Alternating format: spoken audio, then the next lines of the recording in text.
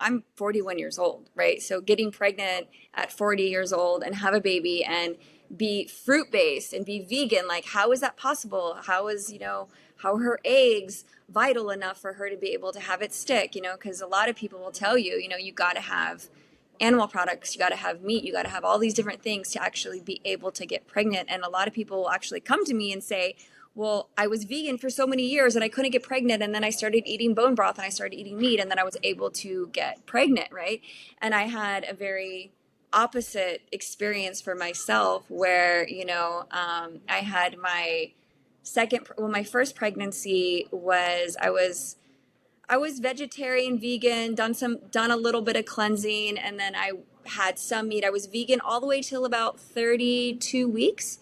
And then I Mhm. started having some animal products and I gained so much weight. I was literally like 68, 70 pounds and over what I gained. And then on top of that, I was like completely swollen. I had all the symptoms. I had really high emotions, right? So I'd go really high emotions, like really crying and then come down, and there was no stabilization, right? And then I'd have a gassy stomach. I had all the normal symptoms that most pregnant people would have, right? I had nausea, and my labor was over 38 hours. Okay. And after that 38 hours, I tore. My postpartum was just really long. I did have a natural birth on that lifestyle, but I knew after having that birth, and I knew how my postpartum was because I just was not myself. Like I'm like, why aren't I like super, super joyful? Like I felt low. I felt like really the drop of the hormones, right, come in. And maybe it was, having a first child and being a new mom, but I knew physically, I'm like, but there's something not going right here. Like I should be like, have so much vitality and so much energy. What's happening? And after that, I just was like, I know there's got to be something different and something different for me. I know pregnancy and I know birth can look different for a woman. And, it wasn't till my daughter was 1 years old and I had candida, I had some kidney issues, some liver issues, parasites, you name it. And I was like, I have to be done with this. I want to have another child. And I just jumped in. My intuition was like, go raw or go home. And I jumped in, I did a juice fast and I started feeling like myself again. And my milk actually came in a lot more, which is interesting enough. People are like, oh, how is your milk supply on, a raw vegan or fruit based diet? And it's actually a lot because a lot of it is water. Okay. And so, once I got into that lifestyle, I knew that it was definitely for me. And then I didn't know how the next pregnancy was going to be until it actually started happening. So I took 2.5 years once I slowed down on the breastfeeding of my daughter. Barely was breastfeeding at all because I didn't want to, put any toxins into her. And I started detoxing my body and I started cleansing my organs, each and every organ. So every organ could be running, the strongest it could be, right? And then once I did my detox, I then did regeneration of the body. So actually building those organs up, feeling good. And I did, we do it in a very strategic way now when we help people. And I do exactly what I did to myself, to other people. And like clockwork, as soon as I wanted to get pregnant, I got pregnant.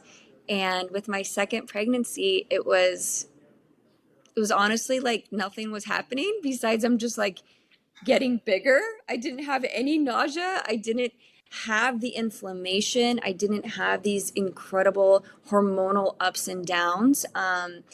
I wasn't like up through the night having to move because my body was hurting. It was a very, very different experience. And I was very active too. I was a very active pregnant woman. I was going to the gym. I was working out. And then when I had my second son, my first son, um, the birth itself was just 15 minutes long. I literally water broke. 4 contractions later, he was out. My husband could barely catch him. He had like amniotic fluid all over his face. And I had him. I was like standing up, like barely, like squatting, and he just flew out like a football. And then right after that, I wasn't exhausted. I literally was like, okay, I just did this and I was not expecting this at all. But I did hear actually through Dr. Morse at one point, he's like, babies can be born pretty quick when you've gone through that process of properly cleansing your organs and preparing your body for pregnancy and birth. And so I wasn't expecting like, 10, 15 minutes. And once I had him, immediately I was like, give me bananas, give me some juice, like, just to, it was almost like, when you run a race and you want to get that potassium, everyone's like, eat bananas. I just immediately intuitively knew that I had to have bananas to help with my muscles, right? To help with everything. And so, yeah, it was great. It was really an easy time. I had a midwife, but she didn't make it, so it ended up being a free birth. And she walked in and she just couldn't believe it. She was just like, "Why are you not resting? Why are you not swollen? Like what's happening?" Everything went like this and right back, right? And that's because of the acidity, the less acidity that I had in my body to be able to allow it to come in and come out, allow the cervix to open and then to close, right? So that was my experience with my second birth, and the postpartum was great. I was hiking by day 5. I just felt normal, and I didn't have that depression. I didn't have these really lows. I was super joyful, and I knew right then and there that there was something to this, and I don't want to throw it all on just the lifestyle. I think a lot of it has to do with our emotional state, with our mental state, how we are in our heart. Why is that going down?